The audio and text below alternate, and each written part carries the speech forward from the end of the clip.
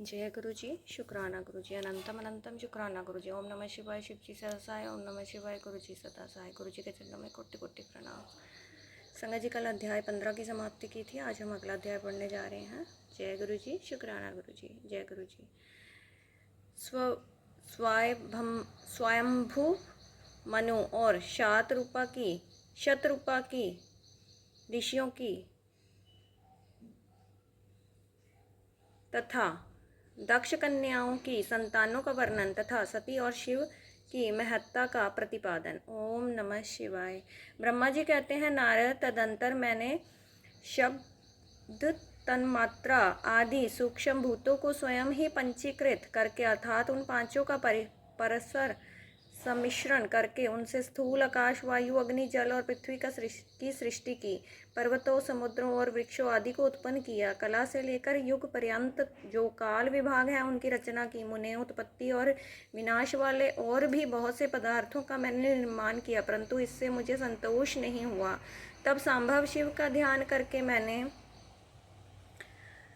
साधन परायण पुरुषों की सृष्टि की। अपने दोनों नेत्रों से मरीच को, हृदय से भृगु को, सिर से अंगिरा को, व्यान वायु से मुनिश्रेष्ठ पुलह को, उदान वायु से पुलसत्य को, समान वायु से वशिष्ठ को, अपान से क्रतु को, दोनों कानों से अत्रि को, प्राणों से दक्ष को, गोद से तुमको, छाया से करदम मुनि को तथा संकल्प से समस्त साधनों के साधन धर्म को उत्पन्न किया। मुनि श्रेष्ठ, इस तरह इन उत्तम साधनों की सृष्टि करके महादेव जी की कृपा से मैंने अपने आप को कृतार्थ माना।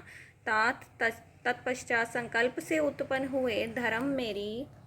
ओम नमः शिवाय। हर हर महादेव।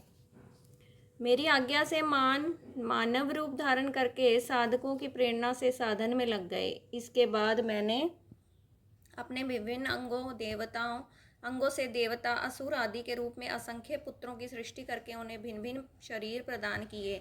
मुन्य, तदंतर अंतर्यामी भगवान शंकर की प्रेरणा से अपने शरीर को 2 भागों में विभक्त करके मैं 2 रूप वाला हो गया। नारद, आधे शरीर से मैं स्त्री हो गया और आधे से पुरुष। उस पुरुष ने उस स्त्री के गर्भ से सर्व साधन समर्थ उत्तम जोड़ों को उत्पन्न किया। उस जोड़े में जो पुरुष था वही स्वयंभू मनु के नाम से प्रसिद्ध हुआ। स्वयंभू मनु उच्च कोटि के साधक के हुए तथा जो स्त्री हुई वह शतरूपा कहलाई। वह योगिनी एवं तपस्विनी हुई। तात मनु ने वैवाहिक विधि से अत्यंत सुंदरी शतरूपा का पानी ग्रहण किया और उससे वे मैथुन जनित सृष्टि उत्पन्न करने लगे। उन्होंने शतरूपा से प्रियवत और उत्तानपाद नामक 2 पुत्र और 3 कन्याएं उत्पन्न की। उन कन्याओं के नाम थे आकुति, देवहूति और प्रस्तुति।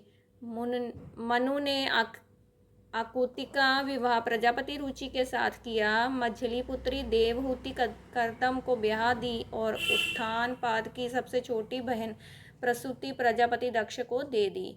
उनकी संतान परंपराओं से समस्त चराचर जगत व्याप्त है।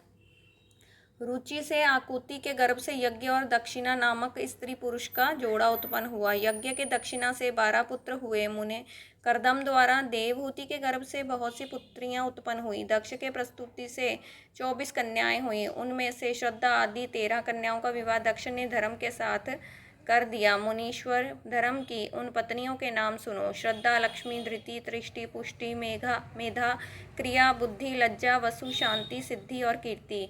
ये सब 13 हैं। इनसे छोटी जो शेष 11 सुलोचना कन्याएं थीं उनके नाम इस प्रकार हैं: ख्याति, सती, संभूति, समृति, प्रीति, क्षमा, सन्नति, अनसुया, ऊर्जा, स्वाहा और सवधा। भृगु, शिव, मरीच, अंगिरा, मुनि, पुलस्त्य, पुलह, मुनिश्रेष्ठ, क्रतु, अत्रि, वशिष्ठ, अग्नि और पितरों ने क्रमशः इन ख्याति आदि कन्याओं का पानी ग्रहण किया। भृगु आदि मुनि श्रेष्ठ साधक हैं। इनकी संतानों से चराचर प्राणियों सहित सारी त्रिलोकी भरी हुई है। इस प्रकार अंबिकापति महादेव जी की आज्ञा से अपने पूर्व कर्मों के अनुसार बहुत से प्राणी असंख्य श्रेष्ठ द्विजों के रूप में उत्पन्न हुए। कल्प भेद से दक्ष के 60 कन्याएं बताई गई हैं। उनमें से 10 कन्याओं का विवाह उन्होंने धर्म के साथ किया। 27 कन्याएं चंद्रमा को ब्याह दी और विधि पूर्वक 13 कन्याओं के हाथ दक्ष ने कश्यप के हाथ दे दिए।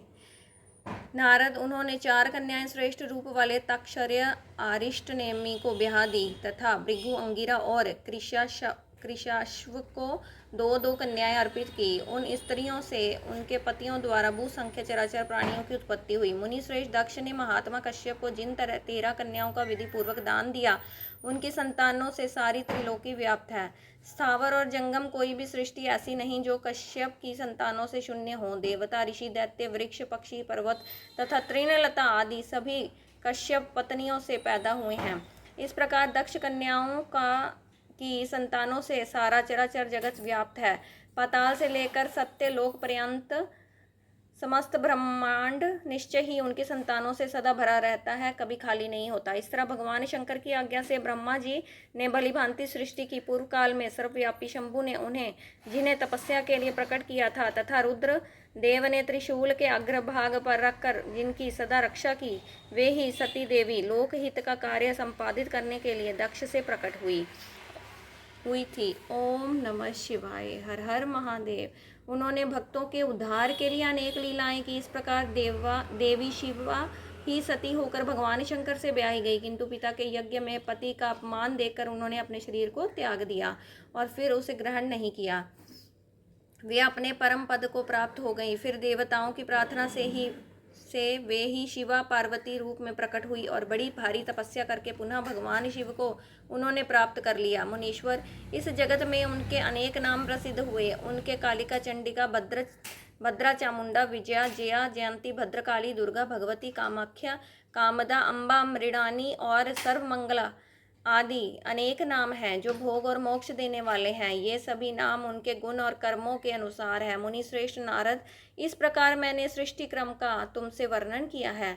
ब्रह्मांड का यह सारा भाग भगवान शंकर की आज्ञा से मेरे द्वारा रचा गया है। भगवान शिव को परम ब्रह्म परमात्मा कहा गया है। मैं, विष्णु तथा रुद्र, ये 3 देवता गुण भेद से उन्हीं के रूप बतलाए गए हैं। वे मनोरम शिवलोक के शिवा के साथ स्वच्छंद विहार करते हैं। भगवान शिव स्वतंत्र परमात्मा है, निर्गुण और सगुण भी वे ही हैं। ओम नमः शिवाय। हर हर महादेव।